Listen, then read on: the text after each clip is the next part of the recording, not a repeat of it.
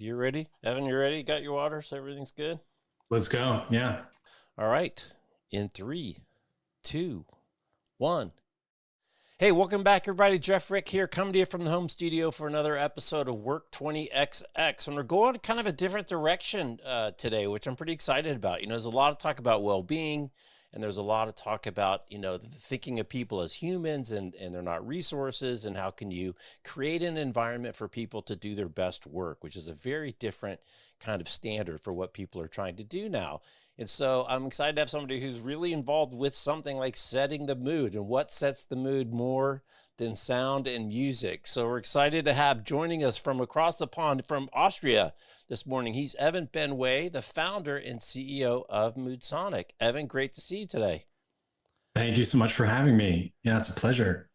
Absolutely. So let's jump into it. So MoodSonic, give us just kind of the quick 101 to set the table so people know what we're talking about. Yeah, so MoodSonic is all about using the power of sound for good. So we are a technology company. We focus on creating generative sounds, so methods of creating sound in real time that can change, that can respond, that can be interacted with a specific focus on the built environment. So we do a lot of work in commercial offices. This was sort of the first area that we went into to really learn user problems, create better sonic experiences. So we do a lot of work in offices. We're doing more and more work now in healthcare and hospital environments, helping people to heal. And then in educational spaces as well, helping people to learn. So it's all about adding sound for positive benefit, whereas historically sound's been sort of more of a problem, more of a negative thing. We're bringing about some positives with it. I love it. So, getting ready for this, doing some research, you've noted in a number of your other episodes that sound has historically been rated as the biggest problem in office environments, the biggest complaint, whether it's too loud, too frequent, I got a noisy neighbor problem. So it's a really interesting approach to try to flip sound from being a negative to actually being a positive. So how did you kind of start to think about that? And how do you start to think about kind of active control of sound to the positive versus this pesky distraction that keeps getting in the way of me trying to get my work done? Yeah, gosh. Well, I guess for me, it really starts as a musician and the child of musicians. So I grew up with a lot of sound around me, a lot of really good sound, beautiful sound, evocative sound. And I know we share that, right? And so, a lot of anyone who's really experienced the joy of music knows, wow, this can be such a great medium. Sound can be emotive. It can affect us physiologically, give you goosebumps in a good way. The unfortunate state of affairs in commercial offices and most of the built environment has just been such a negative. As you say, it's the top thing that people complain about. And it's gotten to the point in offices where Leesman, they've done one of the larger studies I've seen looking at office workers globally, and have identified sound as the single biggest thing standing in the way of people coming back into the offices today. So was astounding to me when I got into this, that sound was just such a problem. And knowing from my background in music that it has positive potential for us, that's really where it all started for me. That's great. So there's lots of different types of sounds, and one of the themes that we see kind of more generically in sensory support in offices is this concept of biophilic, which I learned from Ryan Anderson at Miller Knoll, which is concept of bringing the outside in. Whether that's plants and now you've got sound as part of it. So when I think of sound in the biophilic context, I think of bird sounds or bubbling creek or whatever. And then you've got kind of music, and then you have maybe ambient sound that you're less conscious of. So when you think of kind of the whole sound spectrum, how do you approach it? Because you really got a big potential universe of sounds to play with. Yeah. So we do. There's a lot that you can use to create with. If you think about the environments that I described where we are operating, offices, or take a hospital environment. But if we look at the office first, which is where we went first, you've got a relatively big space shared by several people. And something like music then can really easily become a problem of its own. I think you and I might agree on musical choices. I don't know, but then I might play like some esoteric jazz music. I happen to like that stuff. It's going to be really disruptive to you, right? So music's very powerful. emotive in the way I described, but it's very subjective. And so it's difficult to use music in a shared environment like an office. Even in retail environments where music is used, it's widely disliked. So you can't really get away with music in offices. Some startups will do it, but eventually, once they grow beyond a few people, it doesn't really work. That's one of the reasons we draw so heavily on biophilia, not dogmatically or exclusively, but we use these sounds of nature because you can design for diverse groups of people, sharing a space, doing different things. So in an office, we often have someone who's really extroverted, who sonically, they're going to benefit from some energy from things like the bird song that you were describing. While they might really like that. And then we may have someone who's really introverted or who's just trying to do some focused work at that moment and would find that type of sound to be distracting. So biophilia, generally, it gives us a nice palette of options to work with that, thanks to our evolutionary biology, it applies generally well to all of us. And then gives us some tools as well to vary it to create nuance and different types of sonic environments for different things. One of the things I found interesting is your statement about humans' perception to identify loops. And I thought the funniest part was you said you even did some experiments where you had a single track, a week long, no repeating within that week. But if you played that over a period of time, people would very quickly start to just naturally get bored of the loop, recognize the loop, know that it's 8:30 on a Thursday. It's going to be, ABBA, Dance With Me. When you think of kind of the conscious perception of the sound versus the unconscious perception of the sound, where it could be a potential distraction versus is there in support of these activities. How do you think of kind of consciousness in terms of, should people hear the sound? Should they not hear the sound? Do they hear it and then it fades into the background if they get into kind of a flow state? How do you think about the degree of consciousness when people are in this environment? Yeah, great questions. So people will identify loops. I don't want to overstate that scenario. It wasn't everyone in that office that identified the loops, but there were a few people who did. And those people were particularly sensitive to sound, and it really was a problem for them. So, humans were amazing at recognizing patterns, even when they're not there, right? We looked up at the stars and we saw all kinds of stories being told to us, right? And so those same principles apply to sound. We don't want to create loops. We don't want to create something that's going to become a distraction or an annoyance to anyone. So yeah, it's a really good principle to make sure that you're using generative sound that's evolving, that's changing. Now, there's this huge diversity in how people respond to sensory stimuli. Some people too will want to hear something that's more active, that's more dynamic. We'll find even that can benefit them doing cognitively demanding tasks, like a bit of a positive distraction. Whereas for someone else who's really, trying to do deep focused work, sort of like your stereotypical introvert, or someone who's on the autistic spectrum, someone who's hypersensitive will not find that distraction to be positive. So there's quite a lot of variation within a workspace. We do a lot where we try to, create a soundscape that's going to work well for this diverse group of people. That can be a bit limiting. But then also some of the things that we do, so we use concepts like zoning. So, you step into a particular area of a building and you can have a type of soundscape that's more stimulating, that's brighter, that's more energetic. And then if that's not the right fit for the type of work that you're doing or the type of personality you have, you've got some other options that you can go to in different areas. Those are some of the ways that we do that today. Increasingly, though, too, as we deploy more and more generative sound, and as it becomes more and more realistic to do truly real-time generative sound of these types of nature soundscapes that we're using, you can introduce a lot more ability to really personalize things. So we do a lot of research in trying to understand, what's your sonic personality? What's your sonotype, as we call it? So as we increasingly know, all right, we've got these people in the building, they've got these mix of sensory sensitivities, and it's this today, then we can create a soundscape that's better for that, for those people. Yeah. And just so people know who haven't done the homework, so you have a generative AI system where you're creating fresh, new sounds that have never been created. Obviously, you're pulling them from some track, but the whole idea is you're generating it dynamically based on the demands of the condition at that moment in time. It's not just playing tapes or playing CDs or playing MP3 files. You're actually generating new sounds based on the dynamics of the situation. Yeah, that's right.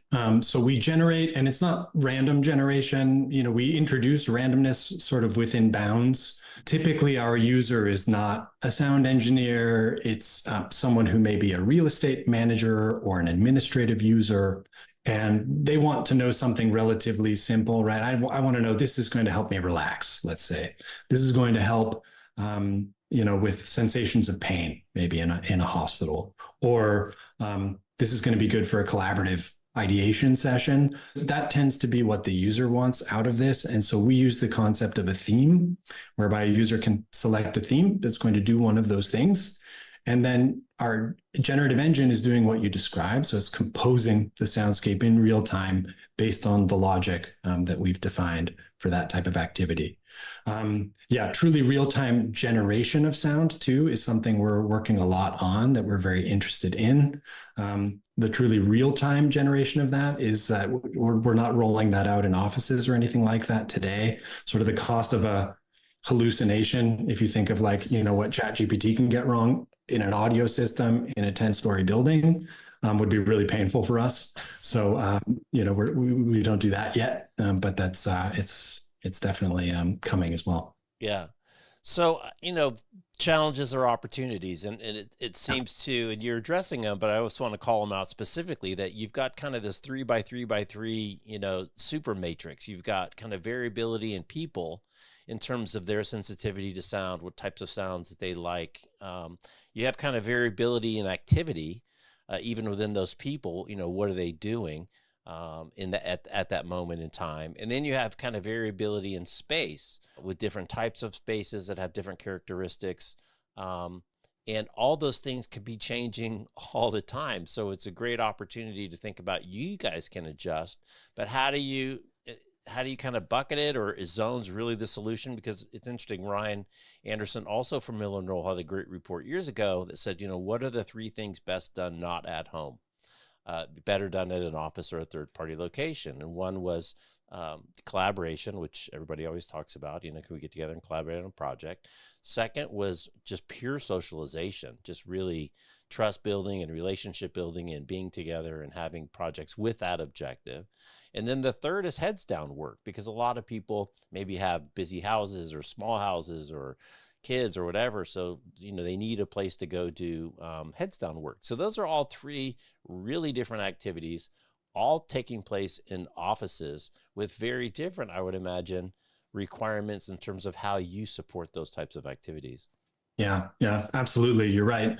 I would say that all of that applies to visual design as well, right? Mm-hmm. So just as with an office, it's true, you can't predict exactly what activity people are going to do in a given space at a given time, but we have spaces in offices that tend to suit focused work well. We have spaces in offices that tend to be designed around collaboration. And there's been a lot of change in how all of those things are designed in the past few years, obviously. And so that same thing applies to sound. And so I think you can think about creating spaces that are more or less active, dynamic, energetic with sound. And that's part of what we do. But also, these things change all the time.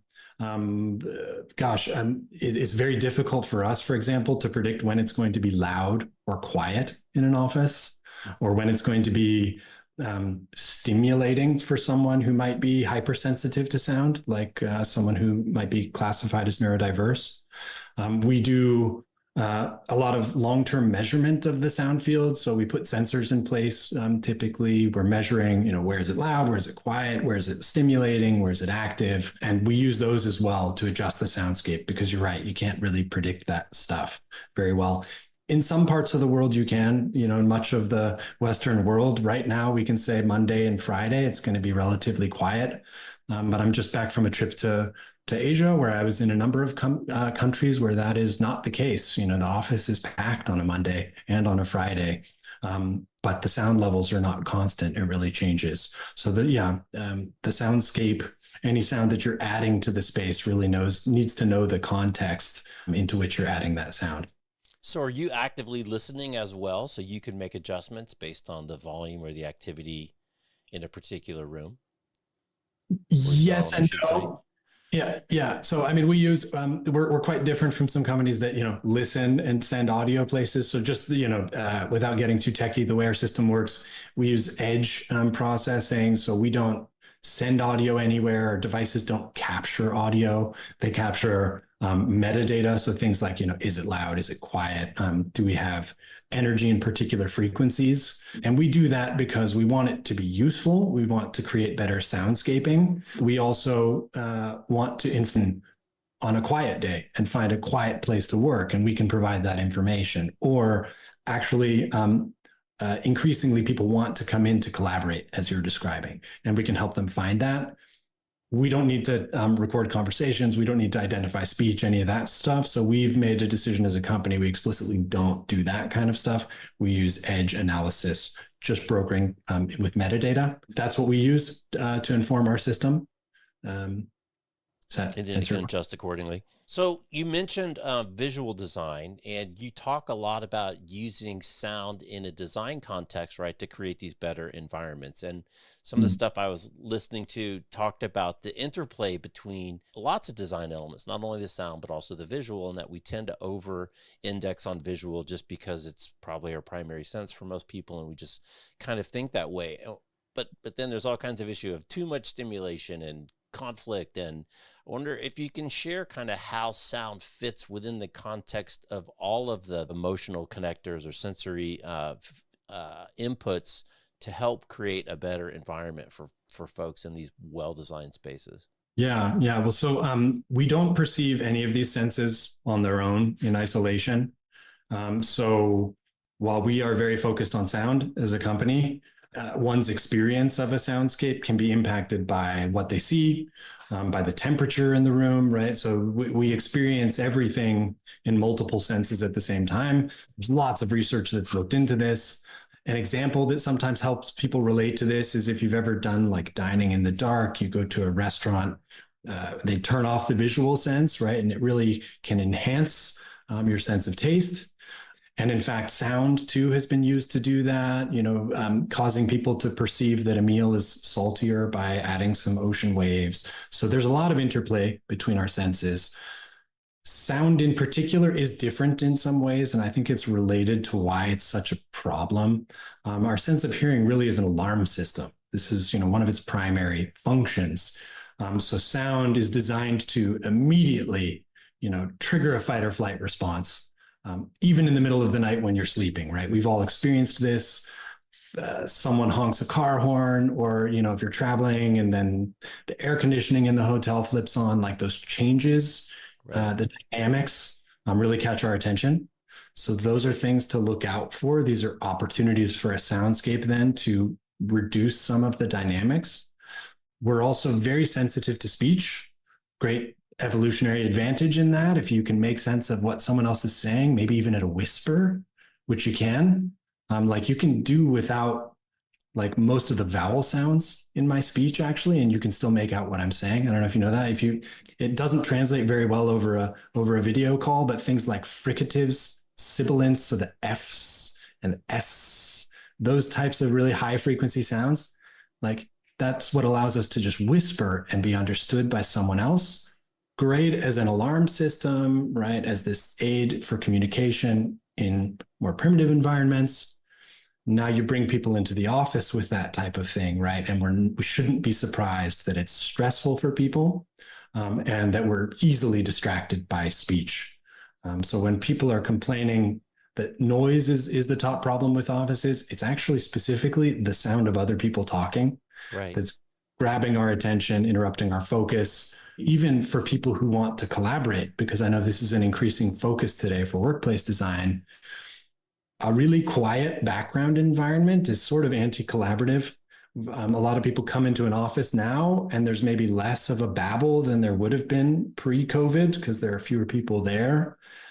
And try collaborating in that room, right? When everyone else can hear everything that you're saying. A lot of people find that to be a real problem and a hindrance to collaboration. So these are all great ways in which you can use sound in that environment to help. It's funny you talk in some of your episodes about sound in the past was just treated as a problem, and the solution was to mask it as much as you can. And but you also there's some talk about these things. It was a anechoic. I'll probably mispronounce it. Anechoic chambers, which is places with absolute no sound, and Yeah. we actually do need sound. And it's funny when people you say go in these chambers. I think the world record that you could even sit in one of these things like less than an hour and a half. It's like torture. It's like isolate. It's like the worst thing you can do to somebody. So sound is actually more important, even at an ambient level, than maybe we give it credit for. And no sound is not the solution, right?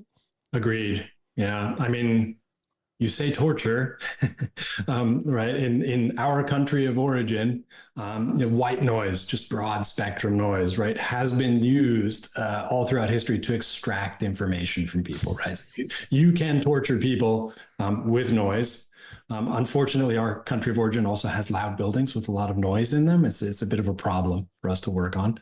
I live in, as you mentioned at the beginning of the call, I live in Austria, in a part of Europe where buildings tend to be very quiet. So they don't have that noise problem, which is really good, but they are sort of getting towards the anechoic chamber.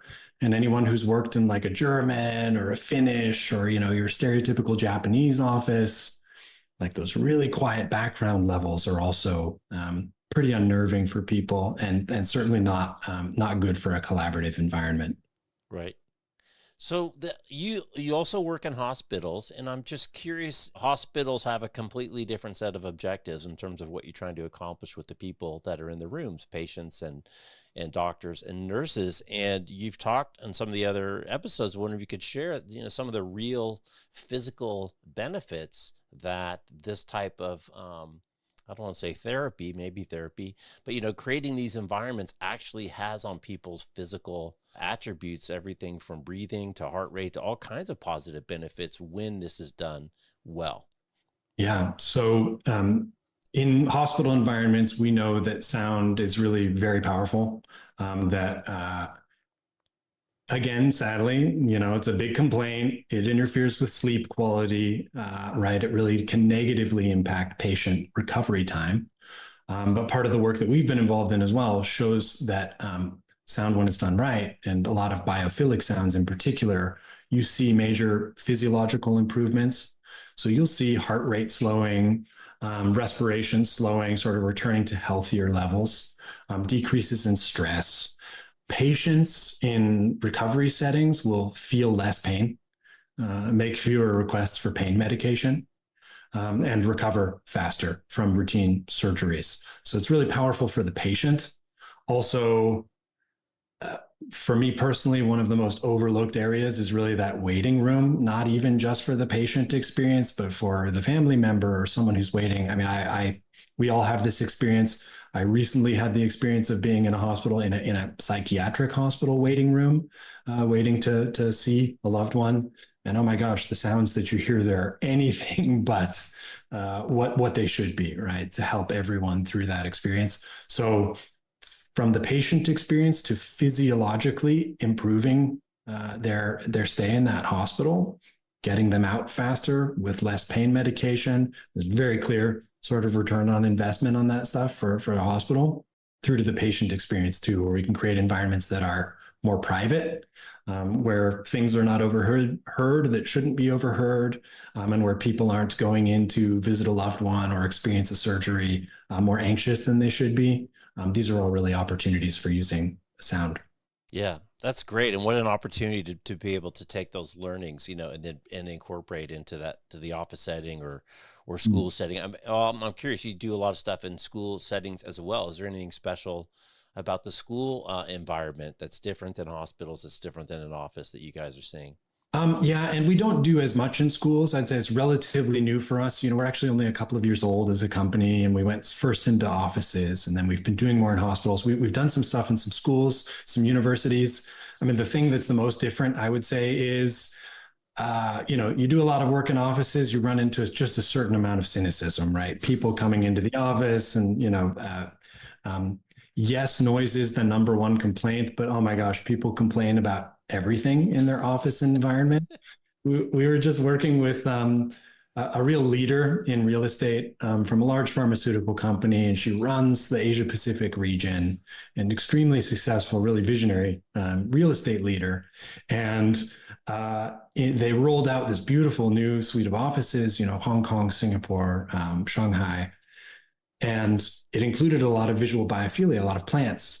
And the first comments that they got from everyone, it wasn't, wow, what a great new office. Oh my gosh, these plants, they bring about these physiological benefits that we know they do. No, the complaints were worries that the plants were going to cause more bugs inside, right? So, like in offices, you get cynicism, you get complaints, people who doubt their own, colleagues. You don't have any of that in schools. We've done some stuff in elementary schools, and there it's more, the kids, they want to get way more involved with our stuff, with our technology. They want to be able to hack it. They want to play with it. We've had kids in schools using soundscapes for meditations. We've done stuff too where we get a lot more sort of experiential. So we did a project with a school in Australia, doing sounds that are local to that school, that are based on local nature, that help the kids to identify sounds and identify birds and things like that. So I'd say generally that's probably the biggest difference, is just the different brain of the child compared to the adult in the office.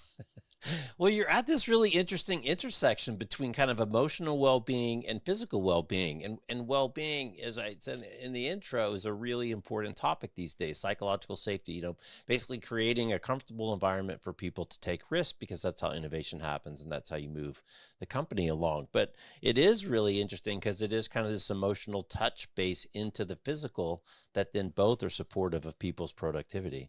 I agree. Yeah, I agree completely. Yeah, it's very, very cool. One of the results of open floor plan, which were supposed to be so collaborative back into the office, is there are the noisy spaces and people are talking on the phone and I'd have no privacy. And so everyone's got headphones on.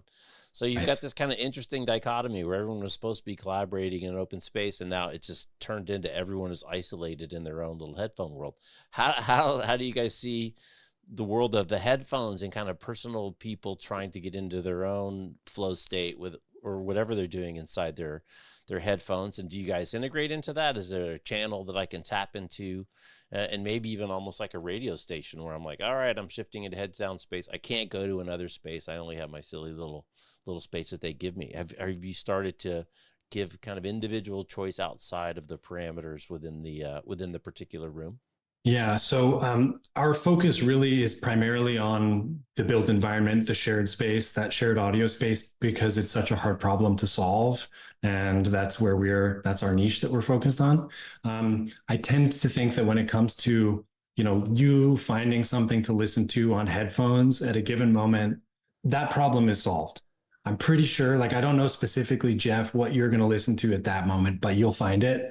I'll find it. We've got lots of options when it comes to the individual. And so I consider that problem generally to be pretty well solved. We could debate the details of it. People will tend to go to music.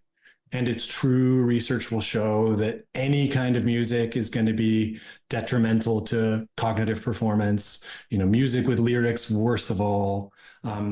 That said, for some people, if it's motivational, if it helps them to get their job done at all, right? Like some people need something just to be motivated enough to do work, then I think it's fine. I think the problem is more what you initially described. You've got an office full of people. We've now created an office that's more about collaboration than it was a few years ago. Now everyone's coming in and wearing headphones. That's a big problem. I used to work actually, and in fact, this all started for me when I was working at at the time the world's largest headphone and headset manufacturer, and so I know this problem quite well. We went into one of the tech company mega campuses, beautiful new campuses designed specifically for collaboration, and that was the problem statement. Sort of, look what you've done. Everyone is coming in. All of our engineers who are supposed to be collaborating, they're using these headphones to say, "Do not disturb me," Right. and it's fundamentally not collaborative. And so, yeah, I think we need to address the sound in the built environment. That's what we want to do. And then hopefully people using headphones, it can add to that, but it's not a requirement just to be able to function in the office. Do your customers track that? Are they tracking or kind of paying attention of the use of headphones as a kind of as a leading indicator to show that people are being more collaborative, that they're more comfortable in the space? Because as you said, there's two reasons to put the headphones on. One is to give me some music that'll maybe get me into a flow state so I can get into my project. But the other is is isolation, even if it's just signaling that don't talk to me. I might not even have any music on. I might just be completely signaling to people, don't talk to me right now. I'm busy. I'm heads down. Do you see a change in behavior when people are suddenly immersed in this different dynamic biophilic environment that I don't need these anymore. I can take them off. Yeah, we do. So tracking it and tracking headphone usage, that's hard. At least for me, I think some of our customers do track that. I'd love to get a hold of that type of data. I don't typically have that, but yeah, we do see things like increases in collaboration, changes in behaviors, those that we're talking about. We have a lot of clients measuring those. We've been a part of a number of studies where that's measured, and yes, we can create an environment that's more productive for people. It can accomplish two things at once, right? You can take care of the introvert or the person who's in an introverted mode, trying to focus, write that first draft. Right, we can introduce sound into an environment that's going to reduce the intelligibility of speech so they can focus a little bit better. They're not as easily distracted. At the same time, we can be introducing some beautiful biophilia that's helping with their well-being, with their heart rate, respiration, not well-being as a fluffy word, but really helping with their bodies and minds. And at the same time, that environment is going to better support someone collaborating. They're not as disruptive. Again, they're not as easily overheard. And so people open up a little bit more and collaborate more. And yeah, that's been borne out in research too. That's me talking about it, but we've been a part of a number of studies too, where that's measured and we see measurable increases in collaboration. So people spending more time in these collaborative spaces where soundscaping's been introduced, as well as doing things that you want to see in collaborative behavior. So coming up with more creative ideas, novel creative ideas to challenging problems, things like that.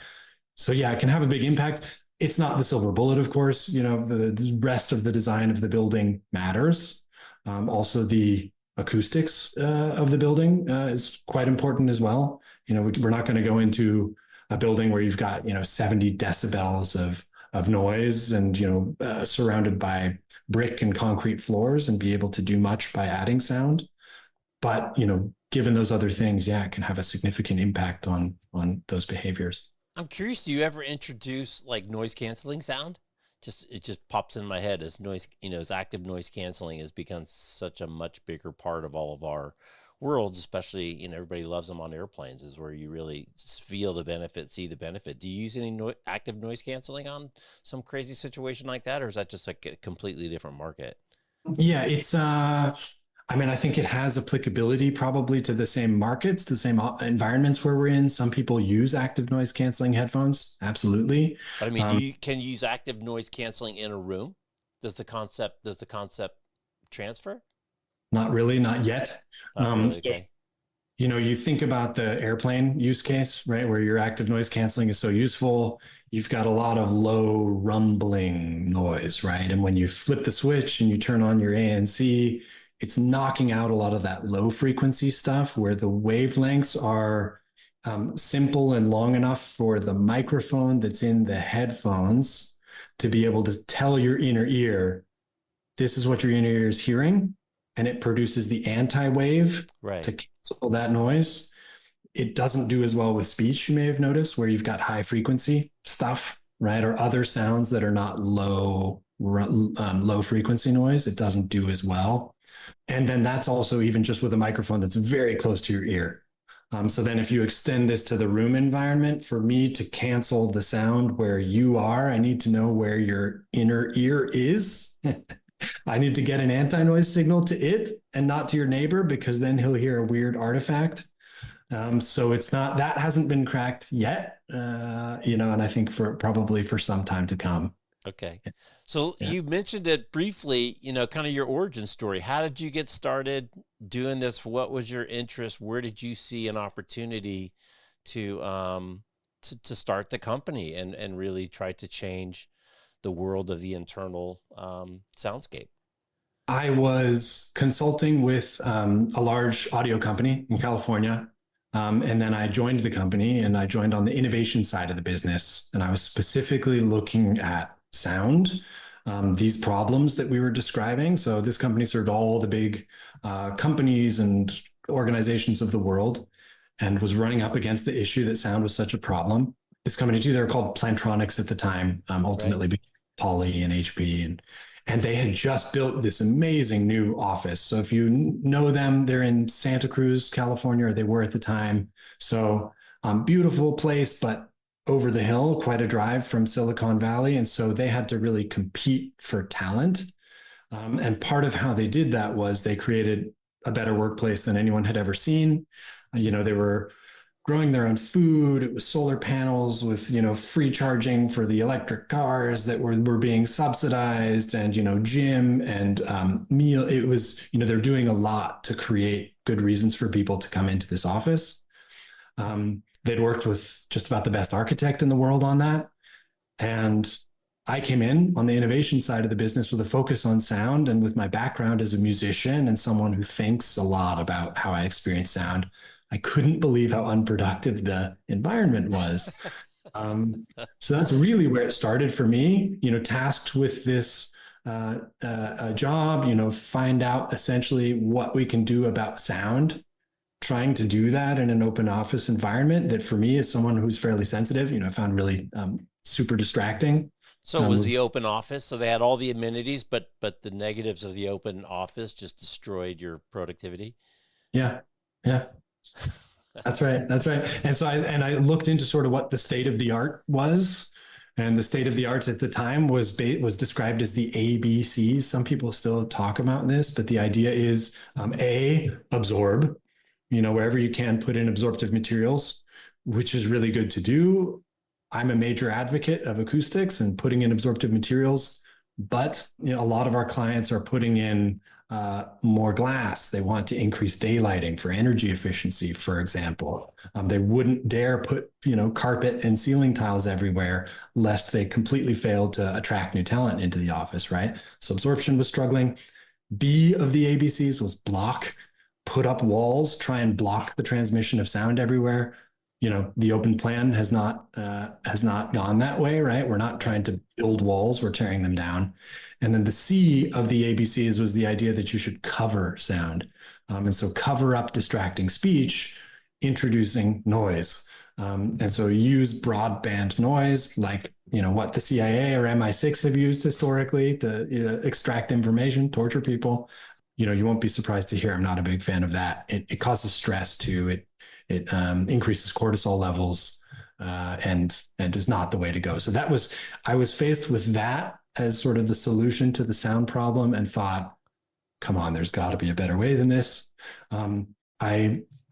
We actually developed the first commercial soundscaping product within Plantronics, and then they merged with Polycom. It was a really awful, bloody merger. At that time too, I'd seen that we were delighting clients with the soundscaping approach, and was ready to start a company of my own to do it the right way. And that's how Moodsonic came about. That's great. Well, Plantronics originally, their whole thing was, in-ear pieces and, portable ear sets and microphones for customer service people. And then, we all got them eventually. You could attach it to your your little POTS phone or your little digital phone. And they were big on conference room speakers, the little three-legged thing in the middle of the conference room that everybody had. It's interesting. Their approach was really kind of isolating and individualizing. You took a different approach, really at going after it from the room level and the building level, as opposed to trying to forget about all those things. We'll just give you better earphones. A very different approach. Yeah, completely different. Complementary ultimately, because you can, as we described, there are great opportunities to provide people with personalized and individual experiences using headphones. So I think complementary approaches, but yeah, if you watched what happened to that company and their stock price, like it was the wrong time to be coming up with an innovative, new business unit within the company. And so I was very happy to find a new home for the idea. Yeah. So I'm curious now, you've been at it for a while. What are you finding in terms of people's reception? How's it changed post-COVID, when I think there is a lot more intentionality about the role of spaces, right? I think, hopefully, at least it's a big message in this podcast, it's not about just having a space for people to go check in, to do their Zoom calls and to do email, right? It's all about intentionality. It's all about having a purpose to go to the office. It's a lot about those three activities that we talked about in activity-based spaces. Has that been, wind in your sails? Are people now seeing that sound is another really important piece of this concept, again, of creating a space for people to do their best work, which was not, I don't know that was necessarily the bar that people were striving to before. You'll know more about that than me, but I tend to agree with you. I don't think people were striving or had to strive for that. Many still probably are not. And my guess is they're not doing a good job of getting people back into the office other than mandating it, right? And so COVID for us definitely shined a lens on this a little bit. Companies that it opened the door for us with respect to well-being, right? Suddenly this was something that not just Google was focused on, right? But all kinds of companies throughout the world. And so a lot of our clients are companies that are actually reducing their real estate holdings. So they're economizing on their real estate while increasing the quality of what they have. So a recent example, we're now a part of what's the healthiest office building in the world. Just rolled out. I think they've rolled out now 8 floors of 12 floors in London, fully soundscaped. They've got lots of cool tech in the building, right? You can, and I should say, this is part of a consolidation. They used to have a slightly sprawling campus outside of London. Now they've consolidated. It's a smaller footprint, but it's central. It's, where you'd want to do the shopping and where you might go to the gym. They have all the amenities in the office, from sound to space planning and technology tools. They've got it all. They're giving people real reasons to come in to the workspace. It works phenomenally well. I'd say those tend to be our clients, companies that are doing that. Not everyone's doing that, obviously.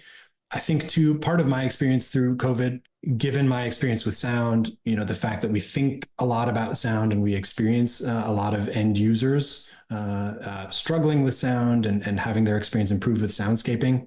Going into COVID, pretty quickly, everyone was only talking about collaboration.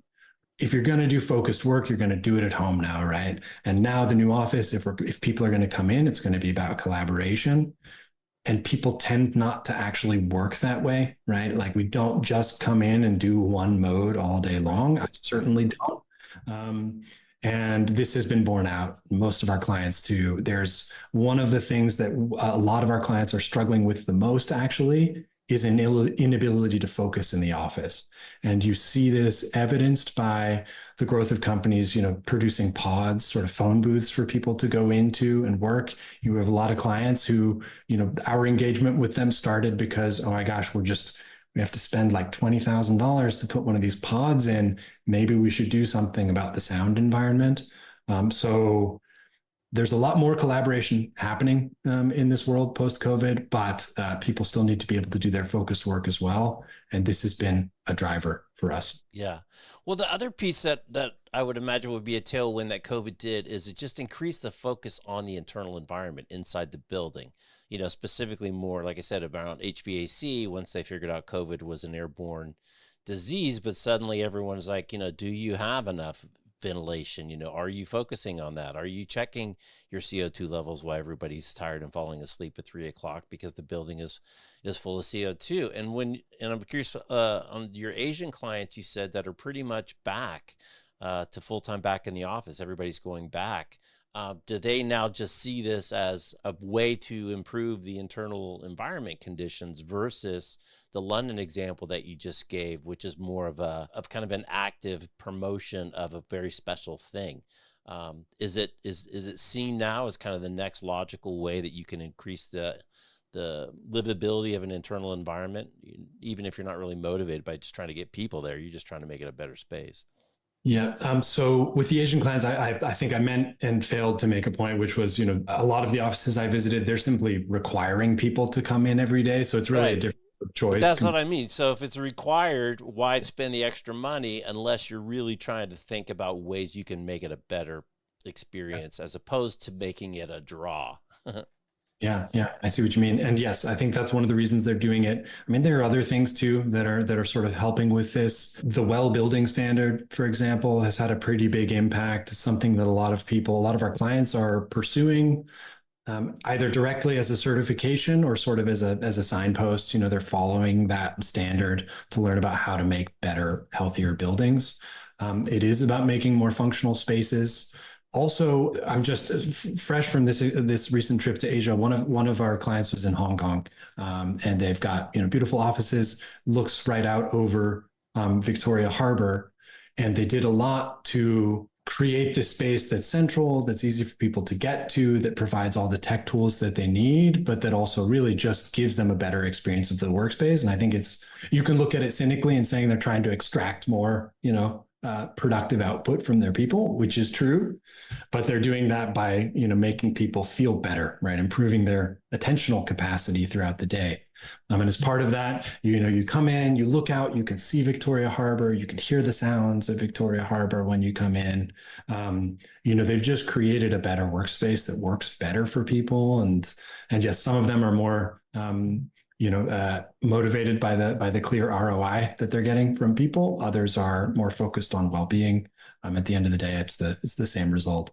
That's great, Evan. Well, we're running out of time. I want to give you the last word.